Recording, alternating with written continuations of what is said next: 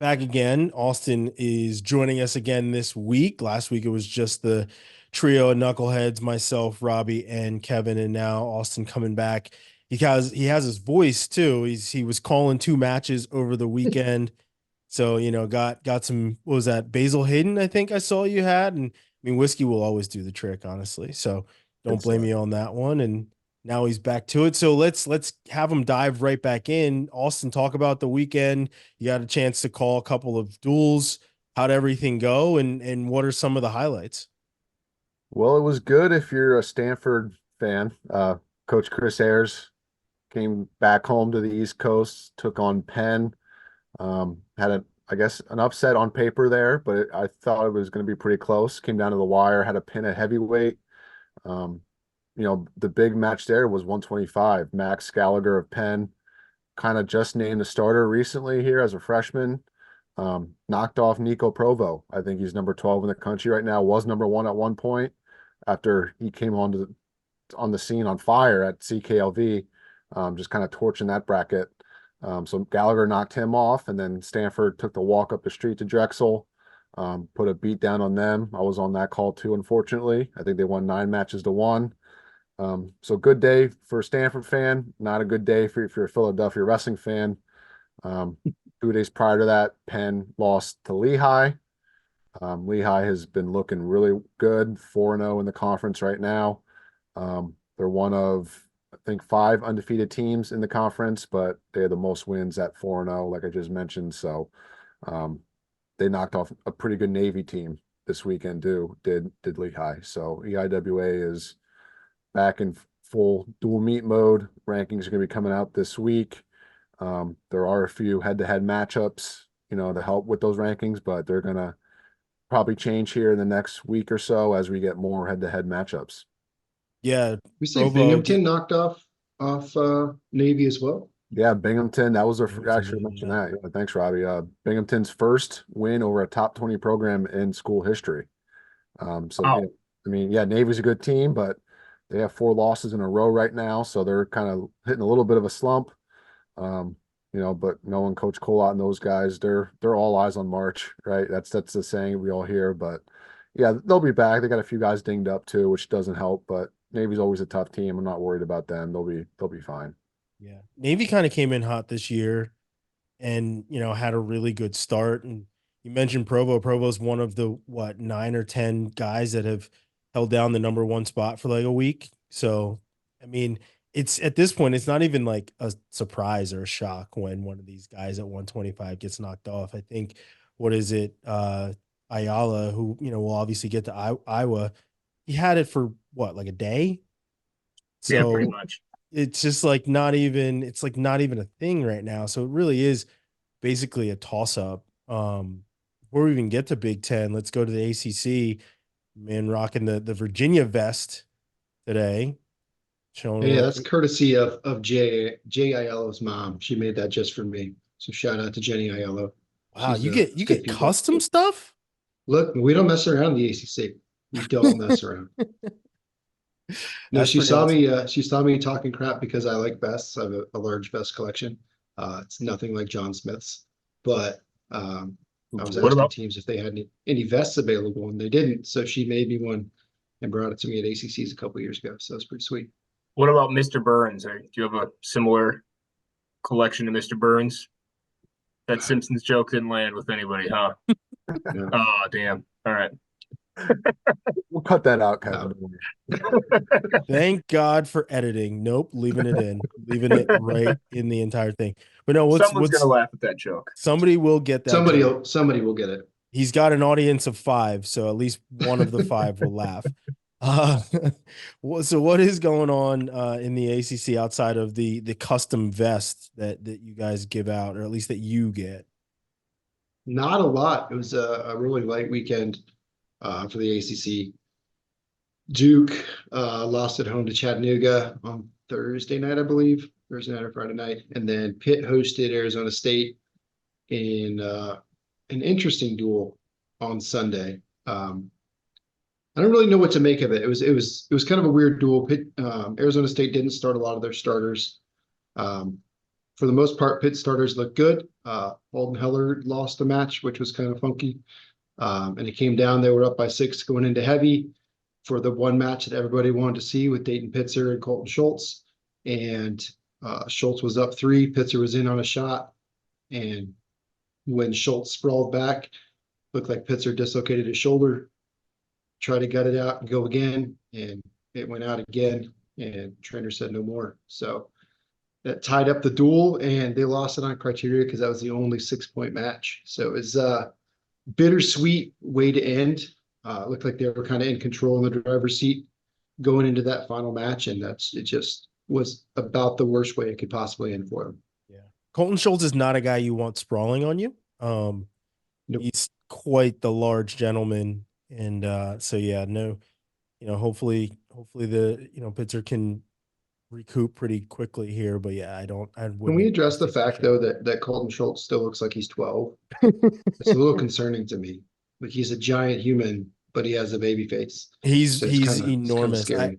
I talked to him at US Open, and it's funny that you say that. We talked about training, and I actually had a chance to be out at Arizona State, I think maybe a sophomore or freshman year when he was still a baby. And obviously used to go out to Doc B when he was winning all those cowboy hats, wrestling in high school. And, it's funny. And I got a chance to talk to his dad at the US Open too.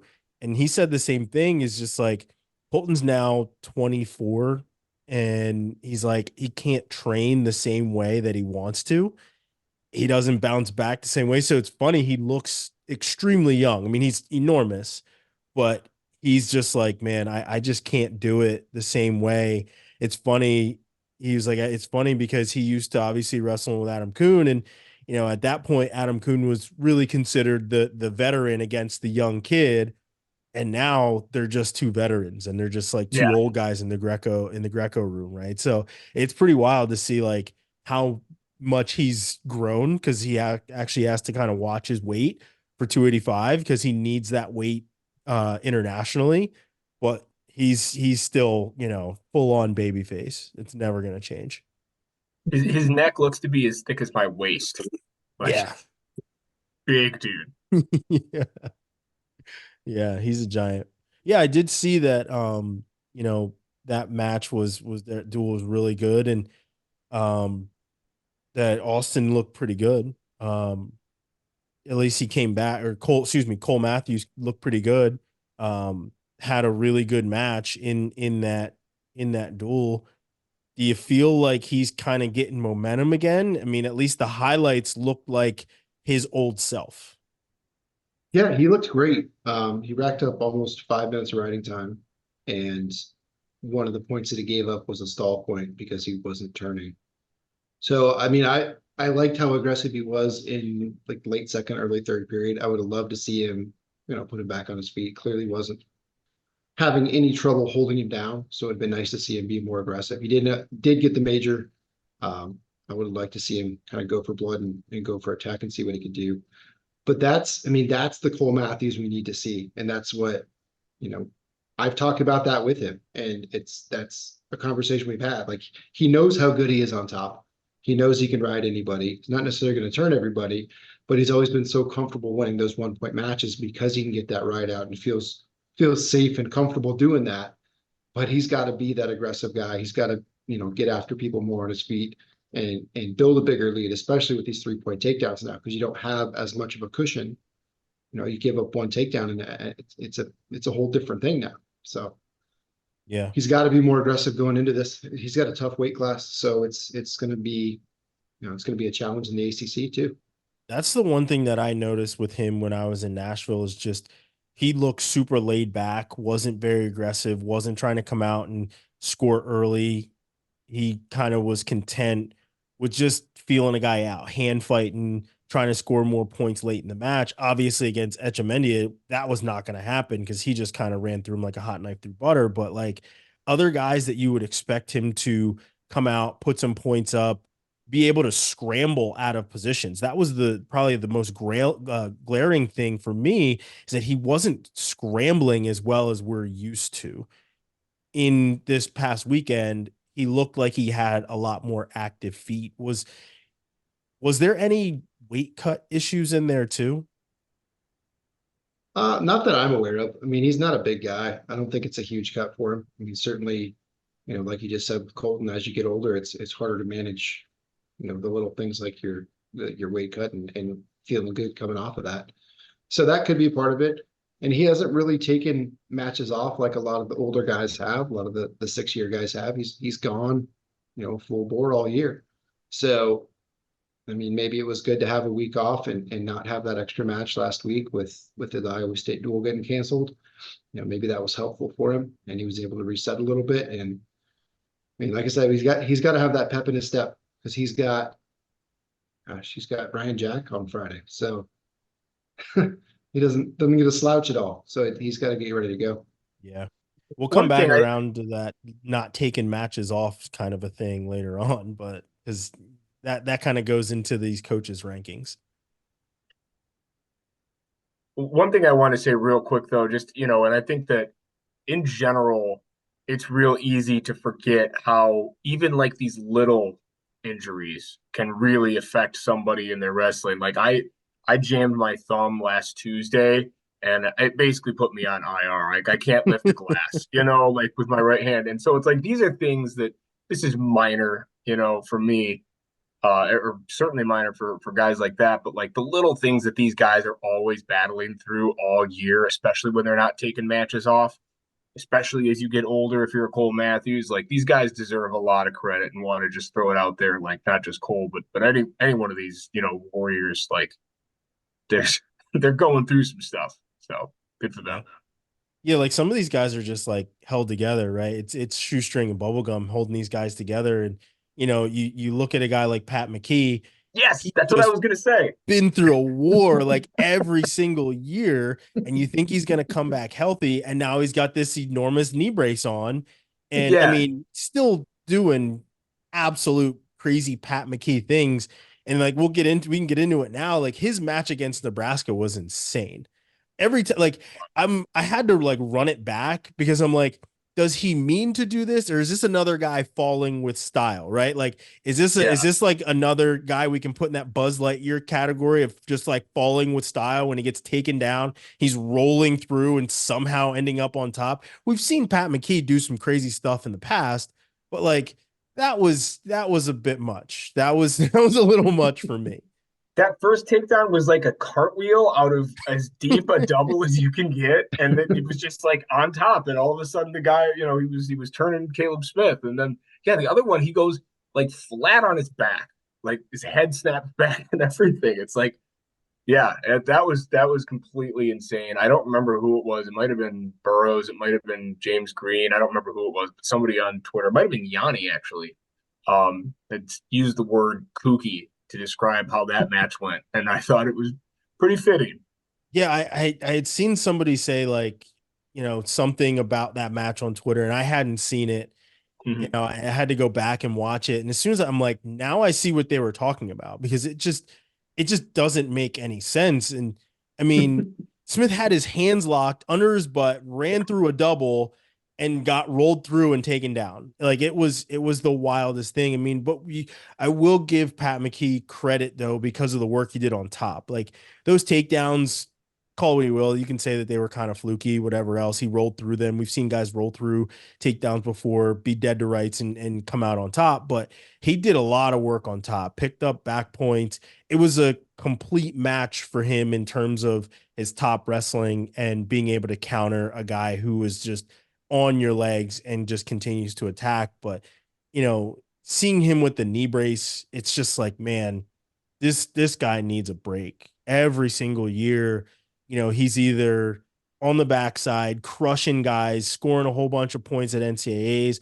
Mind you, I would love to see him get it together first match out. Like, put him through the absolute ringer in warmups. Tell him he lost the match in like give him his first loss in warmups so that he just comes out and just runs through the entire field. And it's just like, man, you love to see a kid like that just keeps coming back every single year. And he's obviously in his last year. And we've got guys like him. And, I think what was it, Earl that tweeted about Louis Dupre, who didn't even start the season and has He's 14 coaching. matches, right? Like Mhm. there's guys that started the season, were in the lineup from the first whistle to where we're at now, and don't even have that many matches. And it's just like, They have 8. yeah, exactly. That's what I'm saying. Like they don't even have enough for the coaches ranking. So like, but I don't know. Let's kind of dig a little bit more into Nebraska and Minnesota before we even go into the coaches rankings and everybody's dumbass thoughts. Um, but honestly, like the that dual meet was really good. There was obviously a lot of kind of ups and downs and stuff like that between Minnesota and Nebraska. Obviously, the match that kind of had everybody on edge was the one between Blockus and Peyton Robb. And I'll get a chance to talk to Blockus this week and kind of get his thoughts on, his incredible week, beating Franek and then beating Robb, both matches where he was losing. Um, but when you see a guy like that where he's losing and he's coming back, there's a lot to take from it, right? But Kevin, what did you kind of take from that match or at least that entire duel? Well, funny enough, when we were recording last week, Minnesota was wrestling Iowa, and we had Mm-hmm. just gotten done talking about how great Franek was wrestling, and then I think like minutes after we stopped recording was when Blockus beat Franek, So, yeah, he's had an awesome week. He's wrestling as well. I was wondering what he was going to do going up to 157 and how that was going to affect him, and is this just a I don't want to cut weight anymore in my last trip sort of a thing or what it was.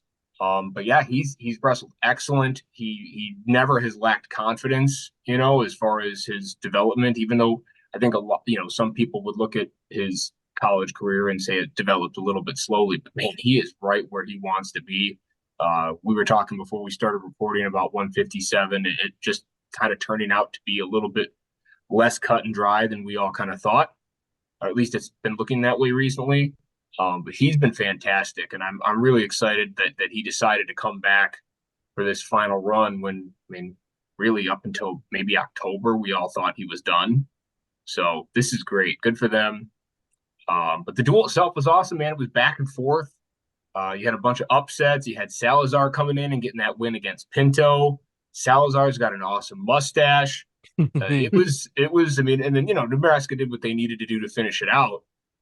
But credit to Minnesota too. I think it was you, Holmes, that had said that you were really impressed with what they've been doing. They've had a lot of transfers, out lately, and they just have kind of reloaded with guys that are in there and bought in and ready to go. So credit to Eggum and all those guys.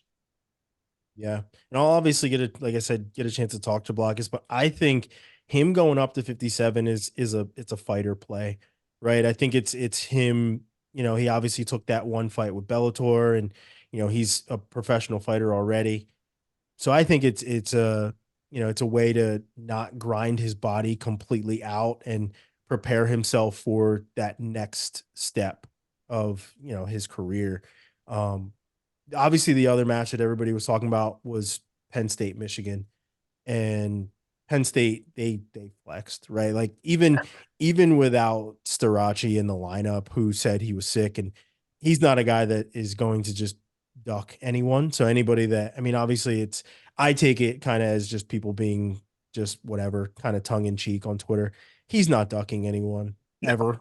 Like it's not going to happen. If he says that he's sick, if he says he's having some medical things, I take the man on his word because he's never been known to miss a match. I mean, he's lost 2, 3 matches in his entire career. So why would he try and miss one now, especially against a guy who is another NCAA champion? He's one of Mm-hmm. those guys that wants to kind of test it. But that duel meet, even though the score was 27-9, it was entertaining. It was absolutely entertaining. And I mean, I want to start at 25. I kind of feel like Penn State, they've figured out their problems that they've had at 25 over the last couple of years. Totally. I mean, like Braden Davis has looked fantastic. I think again I said last week I was expecting D'Agostino to, pull some old man tricks on him, and Braden did not fall for any of it. He was just going out there attacking. He looked really, really good. And, it's super encouraging for a team that obviously has been searching for that next guy for years, right? Um, so good for them. I mean, and even at the toughest one for me was 165. Like we all knew Messenbrink was that dude. Mm-hmm. Like we all knew that, but it's very, very, very infrequent that you see somebody do that to Chamomine. Yeah, he nearly stalled him out. Yeah, yeah, that was tough. It was tough to watch. It's your chance for a Simpsons reference there. That was a paddling. It was a paddling, yeah, it was That a was rough. paddling. But It was crazy how Messenbrink made Cam and Mean, who's usually offensive, look like Will Lewan out there, and not have offensive going, and everyone harps on Lewan, but it's kind of like we kind of talked about in our group chat a little bit. It's like, what's he expecting to do? He doesn't really have Keep much it offense, close. and yeah, it's just it's mind-boggling sometimes. It's like you rank this high, you're so talented, but you're just gonna stand there and not do anything. It's a little strange to me, but multiple All-American, more than I've ever achieved. So more power to him, obviously, but it'd be great to see him get some, score some points and get some action going. I think he would probably benefit from that, honestly. he got a major decision on Sunday. I was impressed. Like he actually got a couple takedowns. Like I hadn't seen that in a while. Yeah. But Scored double digits. That's impressive. yeah. Well, and you know what? Just a real quick, another thing with Shane, since it was brought up a moment ago. He was out Sunday because he was sick.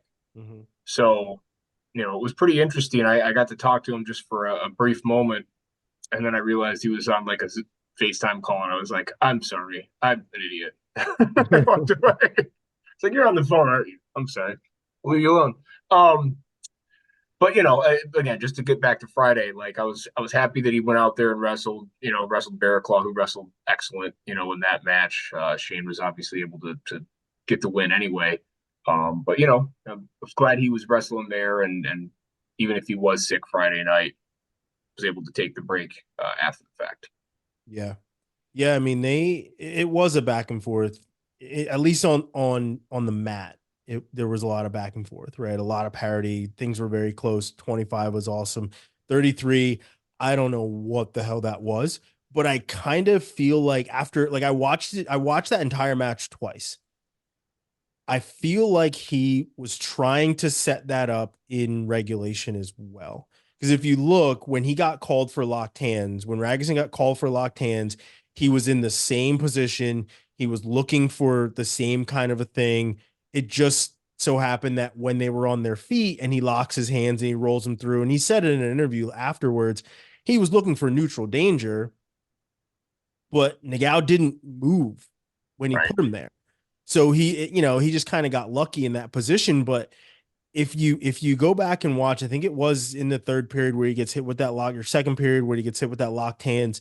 He locks his hands and he goes the same way. It's the same exact move that he hit earlier was attempting to hit in the match. So when I see that he pins Nagao in that move, you're just like, was he looking for that? Like where does that come from? Obviously, we've seen the Win Dixie. I don't know what Ragusin was even trying to do, but it worked.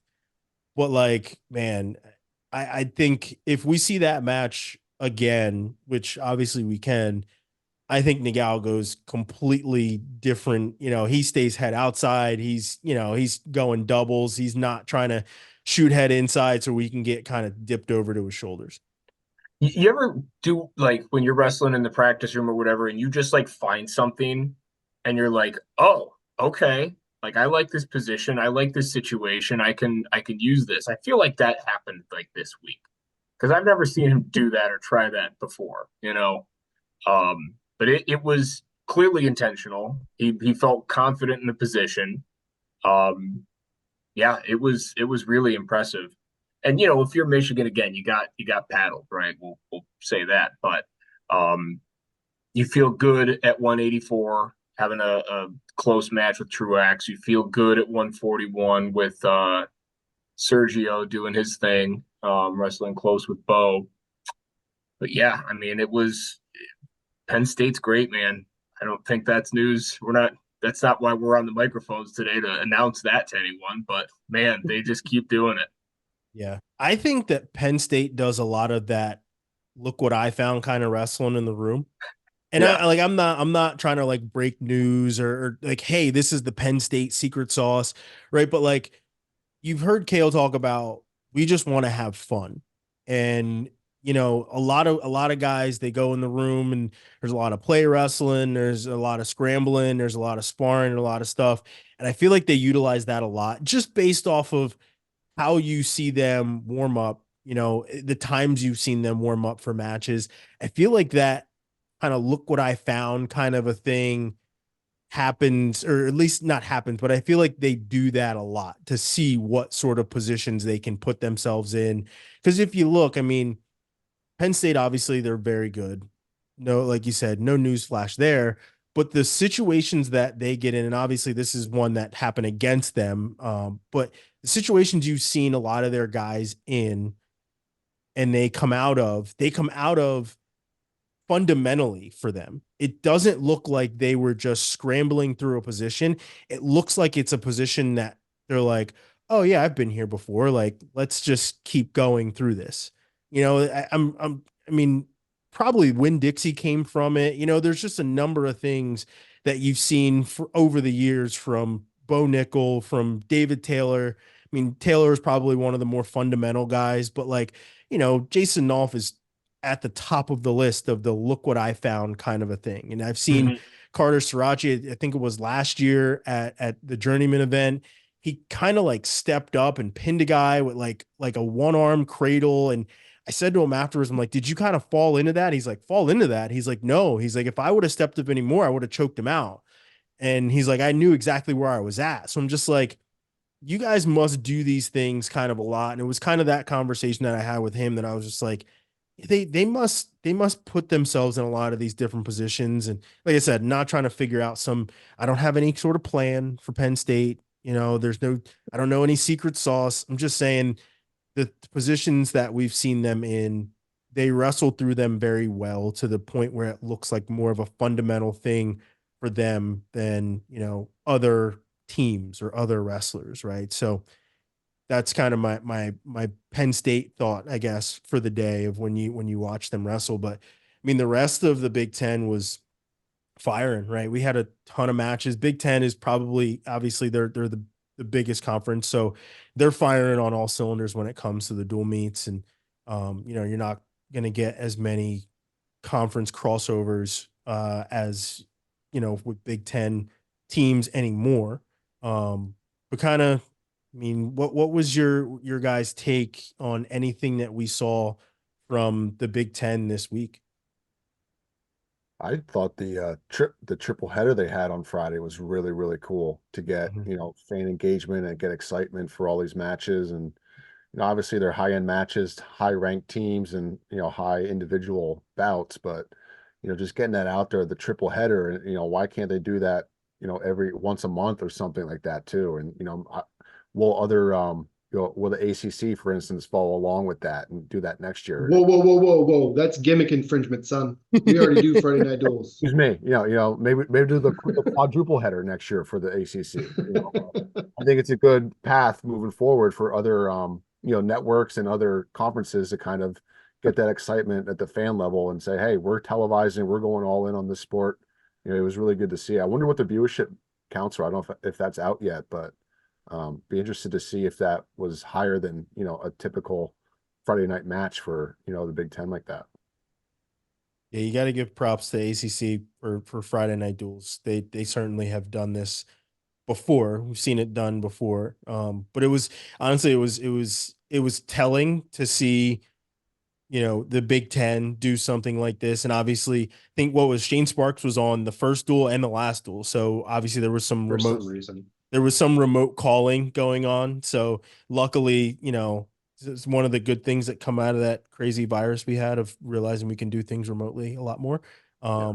But yeah, I mean, it was awesome to see, and it was it's really really cool. Looking forward to seeing the ACC get into the swing of things, obviously when you start to see a lot more of their head-to-heads happening. But anything else, like let's dive into some of the other duels that we saw. Anything kind of stick out for you guys as well? And we got number one versus number two.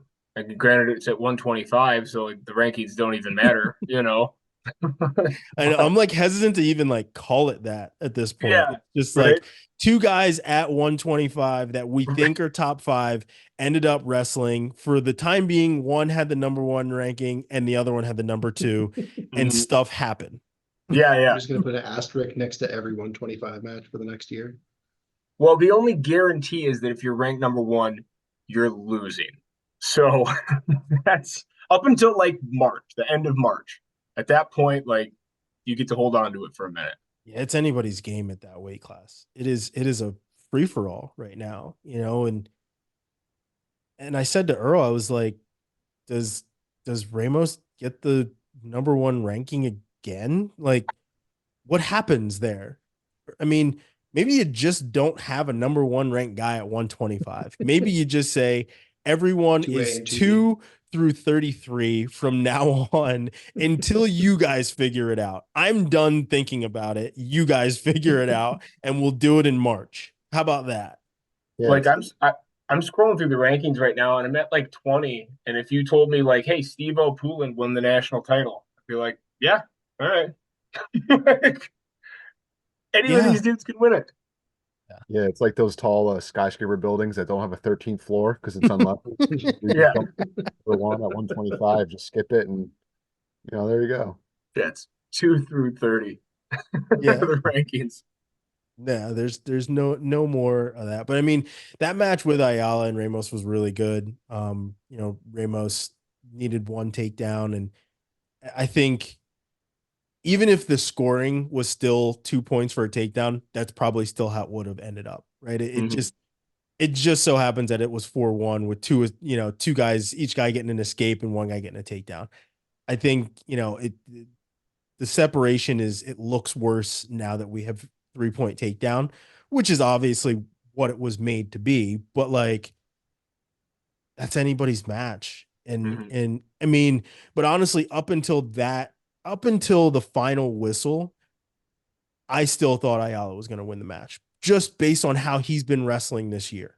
Well, he had that leg up in the air with like, I don't know, 40 seconds left or something, and just couldn't finish it, and credit to Ramos, like he was comfortable there. He didn't panic. He just kind of stayed in good position and kept his balance and kind of slowly worked it to the edge of the mat. So Stretch right out of the apron there. Weird how that works. yeah, it's crazy. But no, I mean, I felt the same way. Like when I was watching it, I already knew the result.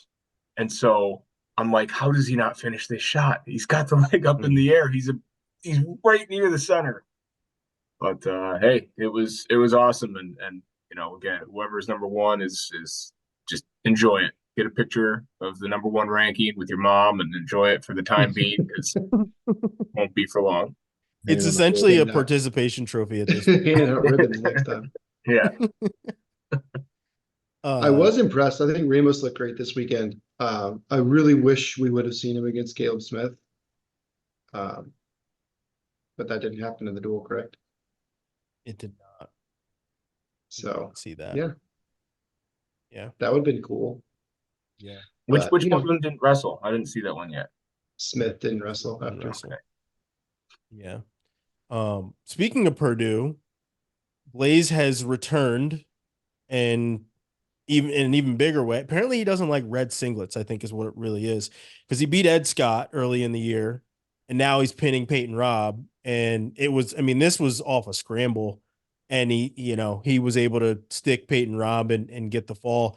It's been tough sledding for Peyton Robb. Just, when he lost the one, everybody was like, okay, maybe it's coming off the holiday. Everyone is sick around now. And then he went on to lose to Franek, and then he went on to lose to Blockus, and then he just got pinned by Blaze. So like it's similar to Camacho's slide at 125.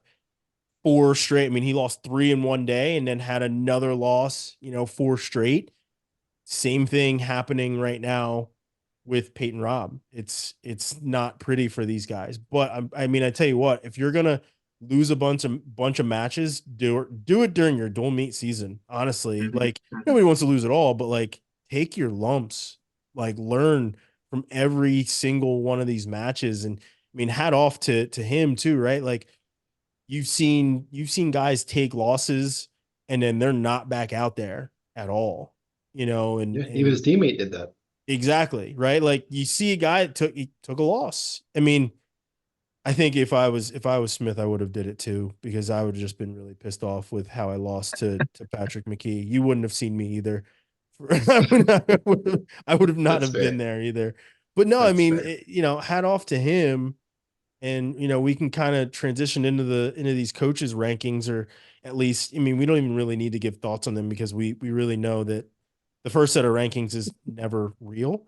But no, like honestly, like it's awesome to see guys like Louis Dupre, who we talked about, who started the season in the coaching chair and now he's back in the lineup and he already has 14 matches under his belt. So like it's awesome. I mean, that's kind of the long and short of it, right? But like, guys, just temper your terrible takes for another month. Like, just hold them back. Like, I understand everybody has a Twitter account and you can buy a blue check now, so you all feel very entitled to your terrible takes, but you know that the first set of rankings is never really, it's never real.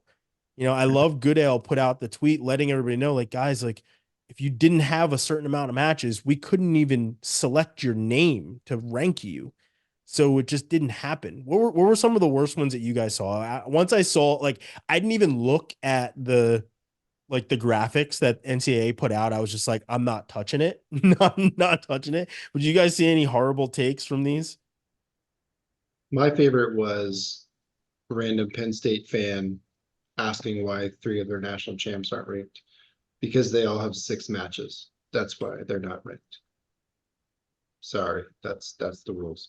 I mean, I don't like the coaches' rankings in general. I mean, you guys know what the coaches do and how much they do and how much is on their plate. And to think that they can legitimately watch a weight class throughout the entire country, watch all these matches, get good data on these guys, and then rank them, it's absurd. Like, they're getting feedback from other people and throwing names down. It's a broken system. We need to fix it. And the first time they come out every year highlights it, how absurd it is, because there's names that have no business being there because you have the other factors of people not having enough matches. But I don't know, it's just coaches' rankings always just bother me. But Yeah, no matter the sport, they're always terrible. yeah, they don't have time for that. They have 9,000 other jobs. They don't have time to watch 4 other conferences duels to get information. Sorry, it's not happening. Yeah, I wonder what percentage of those, probably a high percentage of those coaches rankings are based off, intermat flow rankings, whoever they're looking at too. Because I've had coaches come up to me and say, "Hey, make sure Earl ranks this guy so that he's in the coaches rankings when they come out." So it's like media's already kind of doing that job for them. Why don't the media people just kind of continue that instead of doing the coaches rankings? Like you said, there's too much crap going on, man. It's, but I just think sometimes the media people know better, rightfully so. And that's why the rankings are always better than the coaches rankings. But, that's a whole nother story. We can go on another day, probably. I want to Kevin likes try. them because that's the only reason Michigan won in '97, because of the coaches' rankings. I mean, we won this year. Did that Hey, count? there's that. There's that. Yeah, there was no scandals this year, Kevin. You're right. Not in those last 4 games there weren't. We only cheated against the bad teams. Come on. True. Do you think we needed to see the signals to beat Nebraska? No. Hey now. They have like 5 signals. They don't even do anything, so it's okay. They don't even need We're that. running this play. Don't tell me. Yeah. No, I've had coaches tell me and complain about having to do the coaches rankings because they hate doing them, one. But then they're like, on one tab I have flows rankings, on the other tab I have intermats rankings, and sometimes I have to average them out. Oh, this guy is 5 on flows rankings and he's 7 on intermats. all right, he's 6 or 7 on like Ray. I'm putting him in the middle. Like they don't pay attention to every single kid that is wrestling in the weight class. You pay attention most likely to the top 10 and anyone else that your kid is wrestling that week. If if Wisconsin is wrestling Indiana that week, Bono knows probably every single thing about Indiana's lineup. Outside of that, he probably couldn't tell you a thing about any of those kids. So like let's be serious. Like they're not paying attention to this. They literally have the rankings of any other media outlet up on their screen as they're selecting guys. Some guys they can't select. Carter Srirachi isn't in there. So be it. Big deal. It's not for the first coaches ranking. Doesn't mean that he's not going to probably be standing at the top of the damn podium again at the end of the year. But like it's just a coach's ranking. It's literally a ranking of the least informed guys in the sport when it comes to ranking.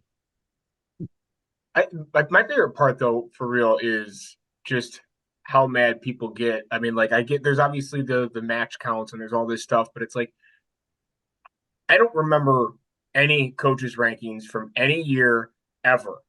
Ever. Nobody remembers this or cares as soon as it's done. Like there's not a historical document that says like who was ranked number one in January of 1988 or 1998 or whatever. Like that doesn't exist. No one will ever care about this again. No. Nope. You won't.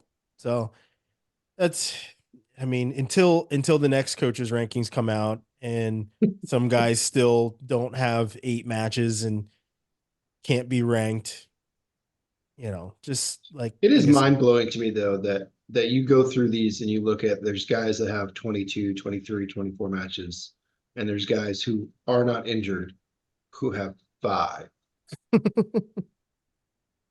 I mean, yes, there's some match management with age and things like that, but I mean, there's some serious imbalance in some of these.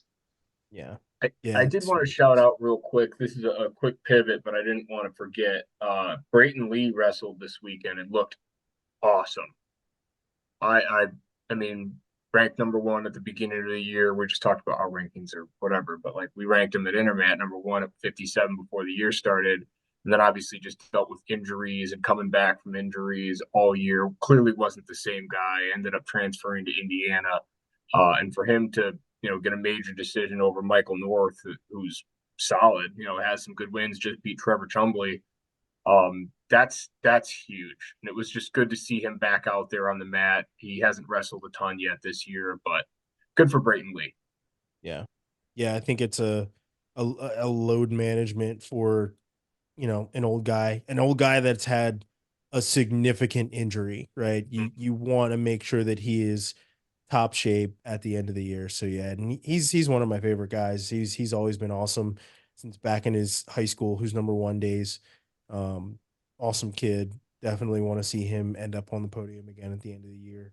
Um, Speaking of shout outs, and we talked about this beforehand, a shout out that we missed last week is literally Doug Schwab saying anywhere, anytime, and wrestling Utah Valley in Iowa State's wrestling room. The weather wouldn't allow Utah Valley to make that short trek over to UNI. So Doug was like, yeah, well, we've got snowmobiles and some tractor tires. We'll just throw them on our big wheels and be right over. And they ended up going over and wrestling them in the wrestling room. So that was pretty dope of Doug Schwab. Doug Schwab is awesome dude, definitely one of my favorites as well. And he's definitely an anywhere, anytime kind of a guy. And I think his wife posted a You picture of just him all beat up. He's got a black eye and everything else right now. I mean, he probably wrestles with Ket Kaizen, which I would not advise, but he's awesome. And that was pretty cool to see them do that. you did just give me an amazing mental image though of him putting snow tires on the girls' little bumper cars that they got, and that's how I they got wouldn't put over it there. past him. That would be the most amazing thing. I already told him that he needs to get one of those, and he can't lie and tell me he doesn't fit because he does.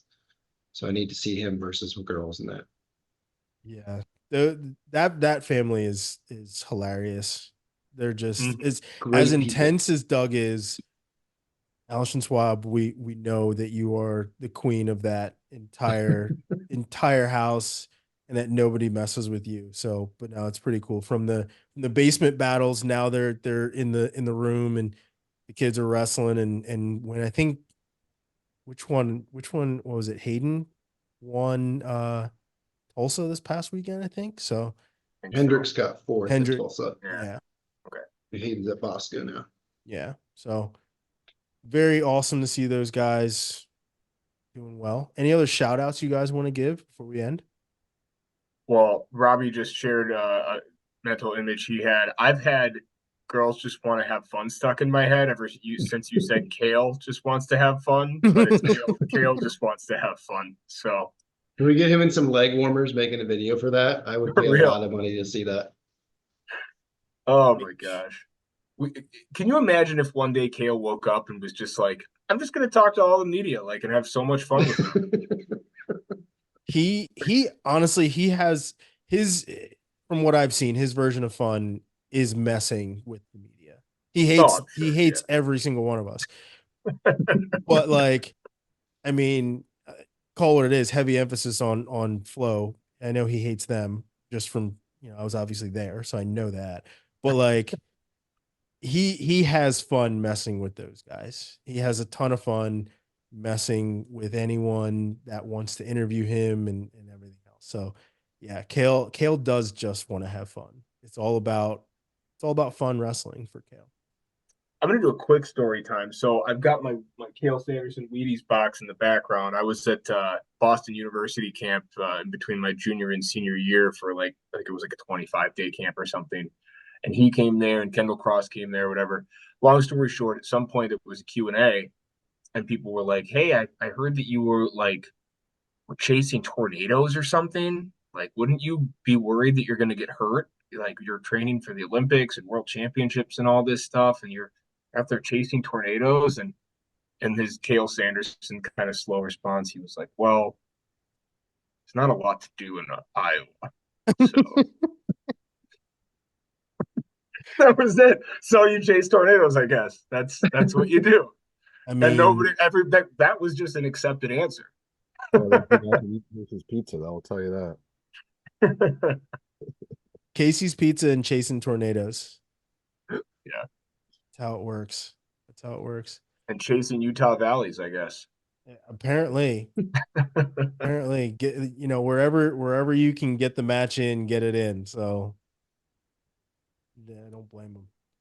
Cool, gentlemen. Well, is there any bets that need to be settled before we end this conversation today? I didn't know if there was any other bets that were made.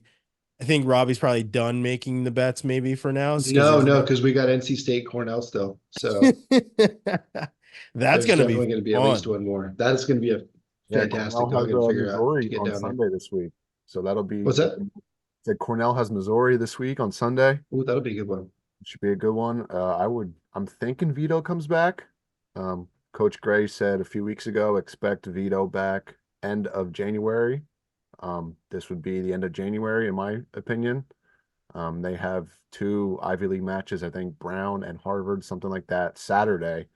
So I expect him at least one of those, and then if they want to win that Missouri duel, they're gonna need Vito there, man. They're Yeah. losing duels when he's out. So it's a home duel tool. Missouri's scrappy. Yeah, They're a home duel scrappy team. well. So it'll be a good one up there. Oh, Austin, I know what I wanted to ask you since you had Stanford. Was it weird seeing Sean Gray in a crimson tight polo instead of an orange one? I was actually talking to him before the match. He met the team in Philly this week.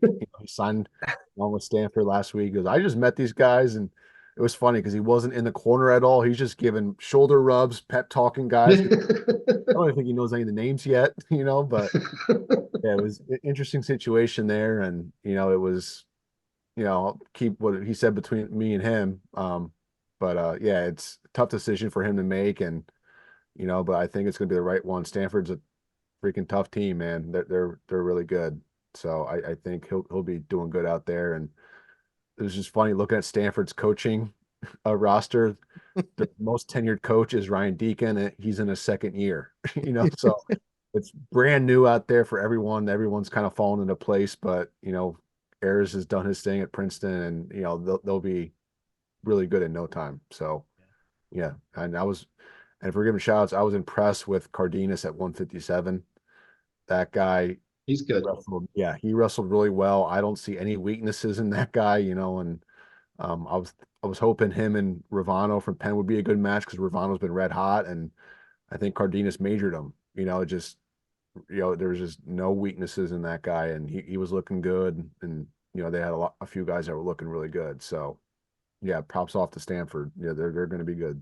Yeah. Ayers had the medium polo ready for his boy, and the rest of his team was looking tough. So yeah, I did see that match was lopsided in Cardenas's favor. But gentlemen, good conversation as always. We'll be back on again next week. What should we be looking out for as we go into and we close out? What are the matches that have you guys kind of glued to either BTN or ACC network? Friday, Michigan, Ohio State. Ohio State's got some injuries they're dealing with, but Michigan should have most of their guys back. I would assume Griffith would be healthy and ready to go. Gomez would be back from competing for a qualifier, and yeah, that'll be a fun one. Yeah, I'm looking forward to Minnesota Rutgers. I think that one's going to be fun. Obviously, 125 is another one. Peterson versus McKee. So we'll see kind of how that one shakes out with those guys. What's happening EIWA, ACC? Anything you guys got? Go ahead, Austin. I just mentioned Cornell, Stanford is going to be good. Bucknell's going to be at Drexel again, so I'll be on the call for that if anyone's interested there. But speaking of Bucknell, Dylan Chappell is returning to the lineup. He was back this week. He was at 149 last year after starting at 133. Couldn't make the lineup, was at 41 for a little bit, went up to 49, ended up being EIWA runner-up at 49. So now he's back at 41, and that's a talented weight class in that conference with Cornella, Hines, Composto, Coderhunt, Chappell. I think that's 5 qualifiers there. So it's a pretty tough bracket for the IWA. So good to see Dylan Chappell back, one of my personal favorites. Can you pass along some advice to Mulvaney for me and Claunch? He needs to shave his head. He can't look like he's 60 out there as a freshman. Tell him to go Get it for together, man. Yeah. Lock it down. You got to embrace it. Just go with it. Just get rid of it. It's not doing any favors. Yeah, Just get the spray. Yeah, you guys should send me like before and after photos of I'm going bald and now I'm bald. It's like, hey, this is a lot better when you're going full bald. Bald is beautiful, man. Just embrace it. Yeah, Ryan too. Yeah, heck. Hats are cool. I'm the only one with hair in this thing. Gee, I should start wearing hats. I don't know that Ryan doesn't have hair. I think he just embraced the baldness. I know that Claunch and I are bald, so yes. Yeah. When I got to Wilkes University and there were no barbers that could cut my hair, I said, well, it's hot under a helmet. Just get rid of it. So I've been bald since 17. It's kind of how that works. Fair enough. Robbie, last word. What's happening in the ACC? ACC duels kick off on Friday. Rock and Sean are going to be up at the NC State Pitt duel, which has some pretty good matchups. Depending, if Pitt can come out firing, there could be some really fun matches there. Obviously, NC State's going to be favored there, but we'll see how it shakes out. It was a tight duel last year. They split the dual title 3 ways with Tech, Virginia Tech, Pitt, and NC State last year, and all beat up on each other. So interested to see what happens there. Virginia goes down to Duke, and I will be in Blacksburg to catch the North Carolina Virginia Tech. Nice. We've got a full slate of good wrestling that's going to be happening. So see you guys again next week where we talk a bunch of nonsense about wrestling.